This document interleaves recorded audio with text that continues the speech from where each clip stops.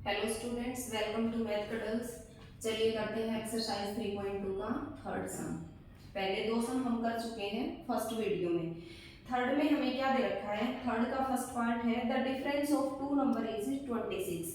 दो नंबर है आपके पास, दोनों नंबर का डिफरेंस कितना है? 26। तो हम सपोज कर लेते हैं, suppose first number is x। हमने फर्स्ट को x सपोज कर लिया, then suppose second number is y, और सेकंड को हमने क्या सपोज कर लिया? y। उसके बाद कह रहा है one number is 3 times the other. जो एक नंबर है वो दूसरे का 3 गुना है। इट मींस एक बड़ा है और दूसरा छोटा है। ठीक है, तो x को बड़ा मान लेते हैं y से। अब लिखेंगे अकॉर्डिंग टू क्वेश्चन। क्वेश्चन के अंदर क्या दिया हुआ है इसमें कि जो दो नंबर है दोनों का डिफरेंस किसके इक्वल है? 26 के इक्वल। और एक नंबर जो है वो दूसरे का 3 गुना है, मतलब जो बड़ा है वो तो ऑलरेडी 3 टाइम्स है। तो दोनों बराबर कब होंगे? जब हम y को किससे मल्टीप्लाई कर देंगे? 3 से। तो ये आ जाएगा x minus 3y is equal to 0। ये हमारी इक्वेशन फर्स्ट हो जाएगी, ये हमारी इक्वेशन सेकंड हो जाएगी। फाइंड देम, दोनों नंबर को फाइंड आउट करना है। तो सेम वैसे ही जैसे पहले वाले सम की बाई सब्स्टिट्यूशन मेथड इसको सोल्व करेंगे। x minus Y is equal to 26 और x किसके इक्वल हो जाएगा? 26 प्लस y। और इसके अंदर पुट कर देते हैं हम x की जगह पे x की value 26 plus Y minus 2y is equal to 0। 26 minus Y is equal to 0, minus Y is equal to minus 26, minus से माइनस कैंसिल और y की वैल्यू कितनी आ जाएगी? 26। और उसके बाद ये दे रखा था, ये था हमारा यहाँ पर 3y और 2y बचेंगे। 3y में से y जाएगा तो इधर 2y इज इक्वल टू 26 और y is equal to 26 divide by 2 कितना आ जाएगा? 13। अब y की जगह पे y की वैल्यू रख देंगे तो हमारी x की वैल्यू आ जाएगी 26 plus 13 is equal to 39। x हमारा 39 आ जाएगा, y हमारा 13 आ जाएगा। एक नंबर दूसरे के 3 गुना था तो 3 टाइम्स ही आ रहा है। 13 3 जा 39। इसका सेकंड पार्ट हमें दिया हुआ है the larger of to supplementary angle exceeds the smaller by 18 degree. ये कह रहा है the larger of to supplementary angle, दो सप्लीमेंट्री एंगल है आपके पास, उनमें एक एंगल बड़ा है और जो बड़ा है वो कितना बड़ा है? 18 डिग्री बड़ा है छोटे वाले से। तो पहले तो एंगल सपोज करेंगे, suppose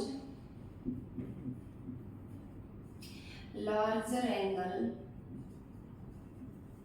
is equal to x। जो बड़ा एंगल था उसको तो हमने x सपोज कर लिया। उसके बाद suppose smaller angle is equal to y, और स्मॉलर को हमने क्या सपोज कर लिया? y। उसके बाद ये कह रहा है two supplementary angle according to question. जो दो एंगल हैं वो दोनों कैसे हैं? सप्लीमेंट्री हैं। तो सप्लीमेंट्री एंगल कौन से होते हैं? ऐसे एंगल जिनका सम किसके इक्वल हो? 180 डिग्री के इक्वल हो। एक होता है सप्लीमेंट्री एंगल और दूसरा होता है कॉम्प्लीमेंट्री एंगल। कॉम्प्लीमेंट्री एंगल ऐसे कौन से होते हैं? ऐसे दो एंगल जिनका सम किसके इक्वल हो? 90 डिग्री के इक्वल हो। यहाँ पर हमें सप्लीमेंट्री दे रखे हैं तो दोनों का सम किसके इक्वल ले लेंगे? 180 डिग्री के इक्वल। उसके बाद कह रहा है the larger angle exceeds the smaller by 18 degree. जो लार्जर है वो 18 डिग्री बड़ा है किससे? स्मॉलर से। तो दोनों इक्वल कब होंगे? जब हम स्मॉलर में कितना ऐड कर देंगे? 18 डिग्री। और x माइनस वाई किसके इक्वल हो जाएगा? 18 डिग्री के। इसको इक्वेशन फर्स्ट मान लेंगे और इसको इक्वेशन सेकंड मान लेंगे। फर्स्ट में से वैल्यू निकाल लेते हैं, x is equal to 180 minus Y, और इसके अंदर पुट कर देंगे 180 minus Y is equal to 18 degree, और ये हो जाएगा माइनस का 2y is equal to 18 minus 180 and minus 2y is equal to 180 में से 18 गया तो कितना बचेगा? 162 माइनस का 162 एंड y आ जाएगा 162 डिवाइड बाई 2 81 डिग्री। अब y की जगह पे y की वैल्यू रख देंगे तो किसकी आ जाएगी? x की। 180 माइनस 81 डिग्री, और ये आ जाएगा हमारा 10 में से 1 गया तो 9 और 17 में से 8 गया तो 9, 99 डिग्री। तो एक एंगल हमारा 99 डिग्री हो जाएगा और सेकंड हमारा 81 डिग्री हो जाएगा।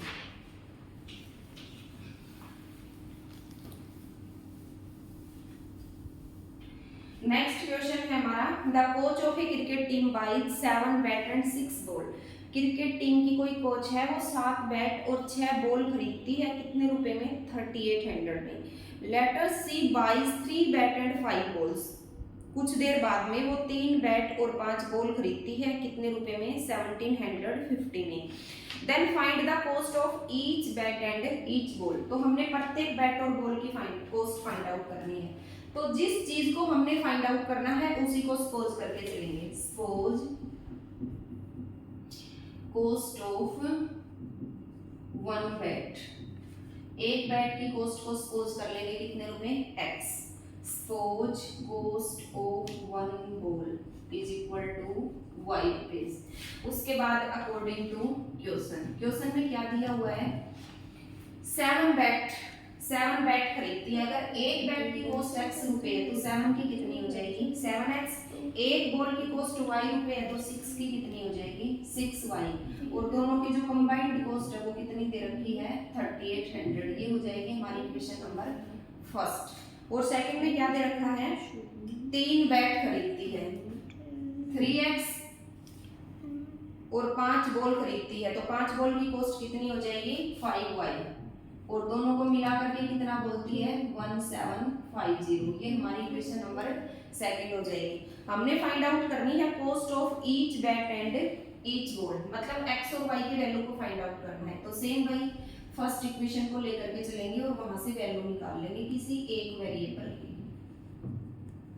3800 7x is equal to 3800 minus 6y and x is equal to 3800 minus 6y divided by 7।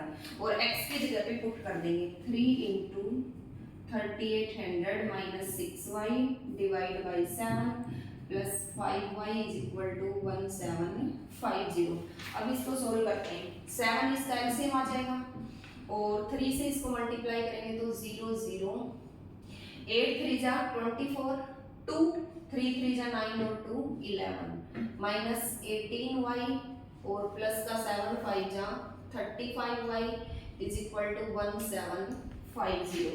और ये हो जाएगा 11400 माइनस 80, 35 में से 18 जाएंगे तो कितने बचेंगे? 17y इज इक्वल टू 1750 और 7 इधर आके किसमें हो जाएगा? मल्टीप्लाई में। Minus 17y is equal to 0, 7 5 जा 35, 3 7 7 जा 49 और 3 52, 5 7 1 जा 7 और 5 12। और ये इधर आके इसमें से माइनस हो जाएगा तो ये बचेगा हमारा 0 5 12 में से 4 गया तो 8। और किसका बचेगा? ये हमारा 17y है, इधर ये है 1750, ये हमारा प्लस का बचेगा क्योंकि 35 किसका है? प्लस का। And y is equal to 17 इधर आके किसमें हो जाएगा? डिवाइड में। 17 5 जा 85 और आगे 0 है तो y की वैल्यू हमारी कितनी आ गई? 50। y हमारा क्या था? Cost of each ball. तो प्रत्येक बॉल की कॉस्ट तो 50 रुपए आ गई और बैट की निकालने के लिए y की वैल्यू यहाँ पुट कर देंगे तो ये हो जाएगा 3800 minus 6 into 50 divide by 7। 3800 minus 350 को 6 से मल्टीप्लाई करेंगे तो डिवाइड बाई 7 और ये 3500 डिवाइड बाई 7, 7 5 जा 35 और ईच बैट की कॉस्ट कितनी आ जाएगी? 500 rupees. Okay student, next question है हमारा इसका फोर्थ पार्ट। इसके फोर्थ पार्ट में हमें क्या दिया हुआ है? A taxi charge in a city. एक सिटी है उसके अंदर आपको टैक्सी चार्ज दे रखा है। Consist of a fixed charge. ठीक है, किस किस को कंसिस्ट करता है? Fixed charge together with in the charge for the distance covered. मतलब टैक्सी का 2 टाइप का चार्ज है। कुछ डिस्टेंस तक तो बिल्कुल फिक्स चार्ज है कि यहाँ से लेकर के यहाँ तक आपको कितना चार्ज फिक्स है, 10 रुपए पे करने पड़ते हैं। जैसे कि एक सिटी में हम एक जगह से दूसरी जगह जाते हैं तो 20 रुपए लेता है। उसके बाद सिटी से बाहर जितनी डिस्टेंस कवर करेंगे तो वो पर किलोमीटर के अकॉर्डिंग होगी। तो उसने बता रखा है कुछ टाइम तक तो फिक्स है, उसके बाद आप जितनी डिस्टेंस कवर करते हो तो पर किलोमीटर चार्ज पे करना पड़ता है आपको। तो एक पर्सन है, उसने 10 किलोमीटर डिस्टेंस कवर की, तो उसको 105 रुपये पे करना पड़ा। अगर वही जर्नी वो 15 किलोमीटर के लिए कवर करता तो उसको चार्ज 155 देना पड़ता। ये कह रहा है अगर 25 किलोमीटर कवर करे तो बताओ उसको कितना चार्ज देना पड़ेगा। तो यहाँ पर दो टाइप के चार्ज हैं, एक फिक्स्ड और एक वेरिएबल, जो किलोमीटर के अकॉर्डिंग वेरी कर रहा है। तो दोनों को सपोज कर लेंगे। सपोज फिक्स्ड चार्ज, इसको हमने मान लिया x, और suppose variable charge per kilometre is equal to y rupees. ठीक है, उसके बाद अकॉर्डिंग टू क्वेश्चन के अंदर क्या दिया हुआ है, 15 किलोमीटर कवर करता है। तो मतलब कुछ पहले तो उसने फिक्स्ड डिस्टेंस कवर किया, उसके बाद 15 किलोमीटर, 1 किलोमीटर का चार्ज y रुपए है, तो 15 किलोमीटर का कितना हो जाएगा 15y, और टोटल कितने रुपए देता है 105। उसके बाद वो क्या करता है, पहले 10 किलोमीटर कवर करता है, फिर 15 करता है। तो ये तो फिक्स ही रहेगा। 15 किलोमीटर का क्या हो जाएगा, 1 किलोमीटर का y है, तो 15 का कितना हो जाएगा 15y, और कितने पे करने पड़ते हैं 155। तो यहाँ से सोल्व कर लेंगे, x और y की वैल्यू फाइंड आउट करनी है हमने। फर्स्ट इक्वेशन को लेकर के चलेंगे, तो x कितना आ जाएगा 105 माइनस 10y, और x की जगह पे पुट कर देंगे 105 minus 10y plus 15y is equal to 155। ये हो जाएगा 5y is equal to 155 minus 105, और 5y इज इक्वल टू, ये बचेगा हमारा 50, और y इज इक्वल टू 10।